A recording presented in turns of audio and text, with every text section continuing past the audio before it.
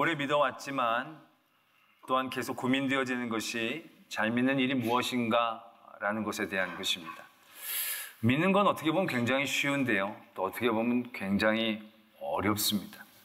믿는 건 예수 그리스도께서 내 죄를 대속해 주시고 나로 하여금 영생과 구원의 길을 열어주신 것을 믿는 겁니다. 여기까지는 정말 나쁠 게 하나도 없죠. 안 믿을 이유가 없는 겁니다. 그 하나님의 아들이신 예수님이 날 위해 죽으시고 내 길을 열어주시기 위해 그렇게 나를 사랑해 주셨다는 건 안 믿으면 손해니까 그건 믿어야 되는 겁니다. 여기까지는 믿음에 대해서 큰 어려움이 없습니다. 근데 그 믿음을 더욱더 성숙해 나가고 더욱더 아름답게 성장시켜 나가려면 어떻게 해야 하는가? 예수님이 제자들과 함께 계셨습니다. 근데 예수님이 제자들에게 이렇게 질문하십니다. 사람들은 나를 누구라고 하더냐? 여러 대답이 나옵니다. 너희들은 나를 누구라고 생각하느냐? 그랬더니 그때 베드로가 예수님은 그리스도이십니다. 살아계신 하나님의 아들이십니다. 굉장히 정확하게 예수님에 대하여 얘기하고 고백하게 됩니다. 그러고 나서 예수님이 내가 이제 곧 고난을 받고 죽임을 당할 것에 대한 얘기를 하고 계십니다. 그랬더니 이제 베드로가 그 일을 말렸습니다. 절대로 그런 일이 있으시면 안 됩니다. 그랬더니 예수님이 사탄아 물러가라. 네가 나를 넘어지게 하는구나. 네가 하나님의 일을 생각하지 않고 사람의 일을 생각하는구나 라고 얘기하시면서 꾸짖으십니다. 그리고 나서 그 제자들을 향하여 예수님이 이렇게 얘기를 하십니다. 누구든지 나를 따라오려거든 자기를 부인하고 자기 십자가를 지고 나를 따를 것이니라 라고 말씀하신다는 겁니다. 누구든지 나를 따라오려거든 내 제자가 되려면, 나를 믿으려면 어떻게 해야 되느냐? 자기를 부인해야 한다는 것이죠. 그리고 자기 십자가를 지고 예수님을 따라와야 이게 제대로 믿는다는 겁니다. 베드로나 제자들이 예수님이 어떤 분이신지에 대해서는 굉장히 정확하게 맞췄습니다. 여기까지는 굉장히 칭찬받을 만한 일이죠. 잘 믿는 것처럼 보입니다. 근데 이 믿음이 온전해지지 못했다는 거죠. 왜? 그들이 믿음의 생활 가운데 또 다른 부분을 도전했어야만 했는데 그걸 못했다는 겁니다. 그게 뭐냐? 자기를 부인하고 십자가를 짊어지고 나가야 된다는 것이죠. 믿음에 대해서는 이런 부분에 대한 적지 않은 도전들이 계속되어집니다. 그 부분에 대한 설명으로 예수님은 계속해서 누구든지 제 목숨을 구원하고자 하면 잃을 것이고 누구든지 나를 위하여 제 목숨을 잃으면 찾으리라. 이렇게 말씀하신다는 거죠. 내가 예수 그리스도를 믿고 나면 내 그리스도 정력에 예수 그리스도 십자가에 나를 못 박았다는 거죠. 이제 내가 사는 것이 아니고 내 안에 그리스도가 산다는 것이죠. 이게 믿음의 얘기다라는 것입니다. 그러니까 믿는다는 게 좀 쉬운 게 아니다라는 걸 깨닫는다는 거죠. 어떤 시골 마을에 한 할머니가 교회에 새롭게 나오기 시작하셨습니다. 이분은 다른 종교를 아주 열심히 오랫동안 믿었던 분입니다. 동네에서도 유명한 분이었죠. 근데 그분이 교회에 나오게 되시니까 교인들이 얼마나 기뻤는지 모릅니다. 근데 이 할머니가 교회에 나오기로 결단한 다음부터 믿음 생활을 하는데 믿음 생활을 너무 잘하는 거예요. 모든 예배에 빠지질 않는 거예요. 새벽 기도, 모든 예배 빠지지 않고 늘 일찍 나와서 기도하고 끝까지 기도하고 나가고, 헌금 생활도 얼마나 잘하시는지 부유하지도 않은데도 아주 성심성의껏 열심으로 헌금 생활합니다. 그리고 목사님을 공양하는데 얼마나 목사님 섬기는데 얼마나 잘 섬기는지 모릅니다. 뭐 좋은 거 있으면 늘 목사님한테 갖다 주고 막 이런다는 거죠. 그리고 교인들이 너무 도전을 받고 대단하다고 생각을 했습니다. 근데 뭔가 좀 어설프고 이상한 거예요. 이 할머니는 새벽 기도를 끝나고 나면 기도를 하고 난 다음에 바로 집에 가질 않아요. 교회를 나서자마자 교회를 한 바퀴 돌아요. 때로는 2바퀴를 돌 때도 있고 때로는 수도 없이 돌 때도 있는 거예요. 그러고 다시 집으로 가는 거예요. 그리고 목사님께 잘 대접하고 난 다음에도 목사님 살펴가십시오 라고 인사를 하는 거죠. 나중에 알고 봤더니 그분이 열심으로 다니는 곳이 있었는데 그곳이 문을 닫은 거예요. 그래 놨더니 이 할머니가 또 다른 거기를 찾아가려고 했더니 너무 멀고, 그때 동네 안에 사람들이 가서 기도하는 곳이 있다는 거죠. 거기 열심으로 기도하고 거기서도 기도하고 복받고 예물 드리고 공양하고 그러면 나쁠 게 없을 것 같은 생각을 한다는 거죠. 그리고 나서 이분이 교회에 나온 거예요. 장소와 이름만 바뀐 거지 중심이 바뀐 건 아니에요.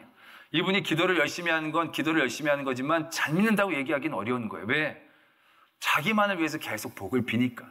교회를 돌면서 늘 자기의 복을 악한 애군이 나를 따르지 않도록 귀신들이 물러가도록 기도하니까. 목사님을 잘 공경한 것도 하나님을 공경한 게 아니라 그 중간에 있는 무적인 존재들을 잘 대접하면 애군이 끼지 않을. 결국 그러한 중심 가운데서 다 잘 섬기고 헌금도 정승했다는 거죠. 똑같아 보이죠. 열심히 새벽기도 나오고 헌금 생활하고 예배 잘 참석하고 잘 섬기고. 그런데 제대로 믿었다고 얘기하기에는 쉽지 않다는 것입니다. 믿음은 그렇다는 것입니다. 우리가 예배를 드린다고, 설교를 듣는다고, 기도를 한다고 다 잘 믿는다라고 얘기할 수 없다는 겁니다. 정말로 잘 믿는 건 중심의 변화를 얘기하는 것입니다. 오늘도 보면 자기를 부인하고 자기 십자가를 짊어지고 가는 것이 제대로 믿는 그러한 믿음의 모습이 되어진다는 것이죠. 자기만 복받고 자기만 영상받는 게 기뻐서 좋아서 믿는 건 제대로 된 믿음이 되어지는 게 아니고요. 마음의 중심이 하나님을 위해서 사는 삶으로 바뀌어져야 그게 제대로 믿는 것으로 시작될 수 있다라는 것입니다. 그래서 오늘 말씀은 또한 우리들에게 엄청난 도전을 주시죠. 너희가 먹든지 마시든지 무엇을 하든지 다 하나님의 영광을 위하여 하라라는 것입니다. 이건 어떻게 보면 전혀 우리가 토를 달 수 없는 우리 성도들에게 주어지는 어떻게 보면 당연한 삶의 모습이라는 것입니다. 그런데 이게 얼마나 어려운가를 또한 우리가 잘 알고 있다는 거죠. 분명히 하나님의 영광을 위해서 해야 되는데 삶에서 한두 개 정도 하나님의 영광을 위해서 하는 건 할 수 있지만 먹든지 마시든지 다 하나님의 영광을 위해서 과연 우리가 얼마나 하고 있느냐라는 거죠. 여러분들 어제 저녁에 텔레비를 보신 분들이 계실 겁니다. 우리 축구를 보면서 하나님의 영광을 위해서 보셨습니까?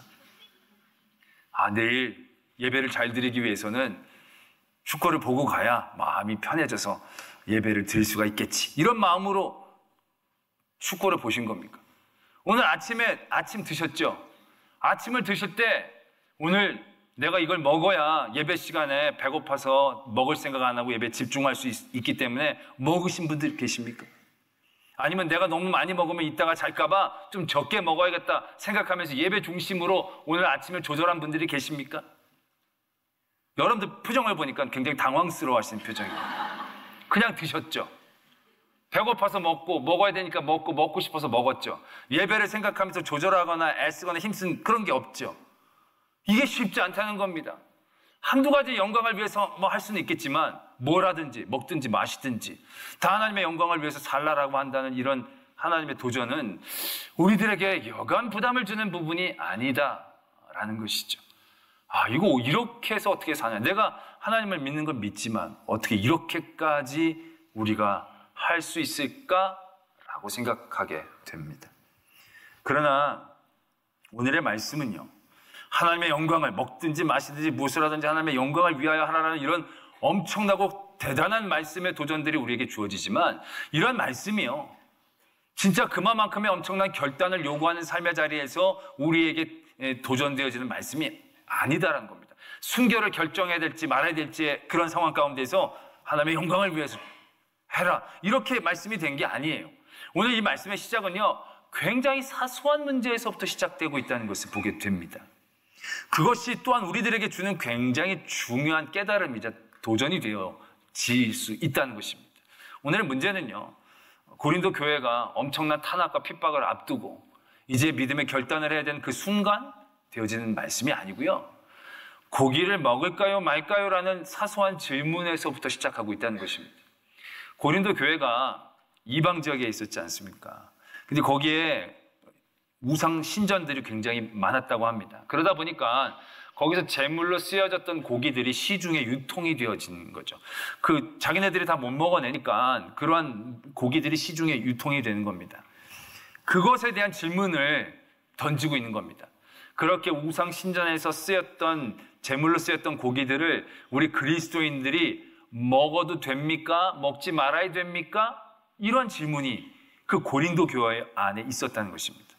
근데 거기에 대한 답이 서로의 생각들이 굉장히 다양했어요. 어떤 사람들은 그게 우리가 무슨 신경 쓸 일이 되느냐. 고기는 고기일 뿐. 우리는 모든 우상들이 신도 아니고 그냥 상이기 때문에 우리에게는 아무도 의미가 없는 존재이기 때문에 거기서 나온 고기 우리는 자유롭게 감사함으로 먹으면 아무 문제가 없는 것이다. 그러니까 먹어도 된다. 라고 얘기하는 사람이 있는가 반면에 어떤 사람들은 무슨 소리냐, 그래도 그들이 잘못된 신전에서 쓰였던 부정한 것들인데 우리가 그것 안 먹으면 되지, 그걸 꼭 먹어도 된다고 먹을 필요가 있는가, 그러한 의견들이 그 고린도 교회 안에 있었다는 것입니다. 그것에 대한 아마 질문이 사도 바울에게 되어졌을 것입니다. 그 질문에 대한 답이 바로 오늘 주신 말씀의 앞에서부터 시작된다는 거죠. 너희들이 누가 너희를 청할 때에 너희가 거기 가면 앞에 차려놓은 것이 무엇이든지 간에 묻지 말고 그냥 먹어라 라는 겁니다. 이거 어디서 사온 겁니까? 라고 묻지 말고 너희 청한 사람 시험에 들지 않도록 그냥 기쁨으로 청함에 감사함으로 먹어라 라는 것입니다. 그런데 가서 먹으려고 갔더니 그 사람이 딱 음식을 베풀어 놓고 이 고기는 저쪽 그 신전에서 나온 고기라서 아주 좋다라거나 그 좀 꺼려한다는 얘기가 있어서 미리 말씀을 드리겠습니다 라고 얘기한다고 한다면, 그렇다면 그 얘기한 사람의 양심을 위해서 너희들은 그걸 먹지 않는 게 좋다라고 대답해 주고 계신다는 것이죠. 그러면서 그 말씀의 연장선상에서 먹든지 마시든지 무엇을 하든지 다 하나님의 영광을 위해서 해라 라고 얘기하고 계신다는 겁니다. 그렇다면 우상신전에서 나온 고기를 먹으라는 얘기입니까? 먹지 말라는 얘기입니까? 정확하게 답이 무엇인지 애매하다는 거죠. 이러면 먹고 이러면 먹지 말고. 이게 그렇게 생각하면 쉽지만 다양한 여러 가지 상황들 가운데서 과연 먹지 말라라든지 먹으라든지 분명하게 얘기해 주면 좋겠는데 그렇게 얘기하고 있지 않다라는 것입니다. 우리가 비슷한 질문을 성경에서 또 한번 발견할 수 있습니다. 스가랴서에서 그런 질문이 나왔는데요. 우리가 요즘 새벽 기도에 이 스가랴 말씀을 나누는데요. 그 스가랴 말씀은 이스라엘 민족이 포로로 끌려갔다가 70년 만에 다시금 예루살렘으로 회복되어집니다. 거기서 예루살렘 성전을 지으려고 했는데 주변에 이방 사람들이 방해를 해서 그것이 멈춰지게 됩니다. 그래서 꽤 오랜 시간, 10수년이 흘렀습니다. 그러고 나서 하나님 다시금 그들에게 도전하시죠. 성전을 다시 지으라는 겁니다. 그래서 그들이 다시 성전을 지으려고 하는 그러한 배경들을 스가랴서가 갖고 있습니다. 그런 가운데에 백성이 하나님께 질문을 하나 합니다. 어떤 질문을 하느냐 하면 저희들이 해마다 4번의 금식을 하게 되는데 4월, 5월, 7월, 10월 4번의 금식을 하게 되는데 이 5월 달의 금식을 계속 해야 하는지 말아야 되는지에 대한 질문이 나온 겁니다. 이게 왜 이런 질문이 나오느냐 하면 포로로 끌려 내려가면서 그들이 1년에 4번을 금식을 하는데 성벽이 무너졌던 때를 기억하기 위해 금식을 하고요. 성전이 무너졌던 때를 기억하기 위해 금식을 하고요. 마지막 총독 그다랴가 죽고 모든 사람들이 남아있던 사람이 흩어졌던 것을 기억하면서 금식을 하고요. 예루살렘 성전이 한번 포위를 당했던 그 날을 기억하면서 금식을 이렇게 4번을 했었습니다. 근데 그들이 다시 회복이 되어지고 성전이 지어지고 있는 가운데 있다는 거죠. 그러니까 이제 성전이 지어지고 있으니까 이 5월 달에 했던 금식이 성전이 무너졌던 것을 기억하면서 했던 금식인데 이제 성전이 지어지니까 5월 달 금식은 특별히 안 해도 되지 않겠는가? 라는 것에 대한 질문이었습니다. 그런 질문 가운데 하나님이 대답을 해주시는데 하나님의 대답이 어떤 것이었냐면 질문은 짧았는데 대답은 굉장히 길게 해주십니다. 첫 번째는 하나님이 이렇게 얘기하십니다. 너희들이 왜 흩어지고 왜 포로로 끌려갔는지에 대해서 말씀해 주십니다. 너희들이 나의 말을 청종하지 않고 나의 말을 거역했기 때문에 내가 너희들을 흩었다. 그 다음에 어떤 말씀을 주시냐면 그리고 다시금 내가 너희들을 불러 모았다. 그리고 너희들을 내가 회복시킨다. 그래서 다시금 너의 성이 평화로운 성이 되어지고 복의 근원이 되어지고 많은 사람들이 이 성에 와서 하나님께 빌고 너희들에게 하나님께 빌어달라고 얘기할 것이다 라는 회복에 대한 말씀을 하나님이 하고 계십니다. 그리고 나서 그 금식에 대한 직접적인 언급은 이렇게 해주십니다. 만군의 여호와가 이같이 말하노라. 넷째 달의 금식과 다섯째 달의 금식과 일곱째 달의 금식과 열째 달의 금식이 변하여 유다 족속에게 기쁨과 즐거움과 희락의 절기들이 되리니 오직 너희는 진리와 화평을 사랑할지니라. 이렇게 대답을 해주십니다. 자, 그럼 여러분 금식을 하라는 말씀이십니까? 금식을 그만하라는 얘기이십니까? 금식을 할까 말까 물어봤는데 너희들의 죄 때문에 너희들이 흩어지고 그렇지만 내가 다시금 너희들을 회복시키고 너희들을 온전히 세우고 복의 근원이 되게 해주고 너희들의 금식의 날들을 내가 기쁨과 즐거움과 절기가 되게 하겠다. 네? 그럼 어떡하라는 얘기죠? 금식을 계속 해야 하는 것입니까? 하지 말아야 되는 것입니까? 라는 것에 대한 질문들은 계속 남아있는 구조가 된다라는 것입니다. 무슨 말씀이신지 아시겠죠? 제물에 쓰였던 고기를 먹어야 됩니까? 먹지 말아야 됩니까? 이럴 땐 먹고 저럴 땐 먹고, 네 마음대로 먹어도 되고 또 다른 사람들 생각해서 먹지 말기도 하고. 그건 뭡니까? 그럼 먹으라는 겁니까? 말라는 겁니까? 우리가 그러한 질문을 우리 삶의 자리에서 적지 않게 만나게 된다는 거죠. 하나님 앞에 이것이 맞습니까? 틀립니까? 해야 합니까? 말아야 합니까? 가야 합니까? 말아야 합니까? 하나님의 뜻은 뭡니까? 원하시면 뭡니까? 그러한 많은 질문들이 우리들의 삶에서 시작이 됩니다. 굉장히 지엽적이고 사소한 문제에서부터도 우린 그런 질문들을 많이 만들어냅니다. 하나님의 영광을 위해서 사는 삶, 거창하고 대단한 삶에서부터 시작되는 게 아니라는 거죠. 그러한 삶의 조그만 질문에서부터 하나님은 우리가 바른 방향성들을 얻기를 원하고 계신다라는 것입니다.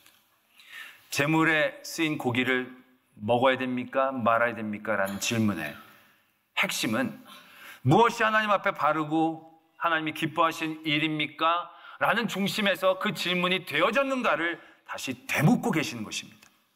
사람들이 이 제물들을 먹어도 돼요 라고 얘기하는 사람들이 하나님이 주신 모든 것이 선하기 때문에 감사함으로 받으면 소용이 다 유익한 거고 내가 이거 잘 먹고 하나님 앞에 영광을 돌리기 위해서 먹는다라고 얘기하지만 그 중심이 정말 맞느냐는 거냐는 거죠. 하나님의 영광을 위한 것이 아니고 너희들이 그 고기를 먹는 편리함을 위해서 그런 하나님의 명분을 너희들이 갖다 댄 게 아니냐는 거죠. 이건 먹지 말아야 됩니다. 먹지 말아야 되는 것으로 얘기해 주십시오라고 얘기한 사람은 그게 정말 더러워서 우리가 성결하게 하나님 앞에 거룩하게 세워지기 위해서 그것을 먹지 말라고 얘기해 주기를 원하는 게 아니고, 나는 이게 거리가서 못 먹는데 자유롭게 먹는 사람을 정죄하고 싶어서 그러한 질문들을 하나님 앞에 한 것이 아닌지에 대해서 한번 다시 생각해 보아야 한다는 것입니다. 금식을 해야 합니까? 말아야 됩니까? 라는 질문 자체가 정말로 무엇이 하나님께서 기뻐하시는 것입니까?를 궁금해해서 질문하는 건지, 아니면 금식이 불편해서 이제 금식을 안 해도 되고 싶은 마음에 대한 하나님의 명분을 얻기 위해서 한 것은 아닌지, 그 질문의 자리에서부터 옳고 그름 하고 하지 말아야 될 것이 아니라 정말 하나님의 영광을 위해 내가 이 질문들을 만들어내고 있는 건지에 대한 성찰과 묵상들이 필요하다는 것입니다. 그래서 하나님은 그런 질문들을 던진 백성들에게 이렇게 얘기하십니다. 그 금식이 나를 위한 것이냐? 아니면 너희를 위한 것이었느냐?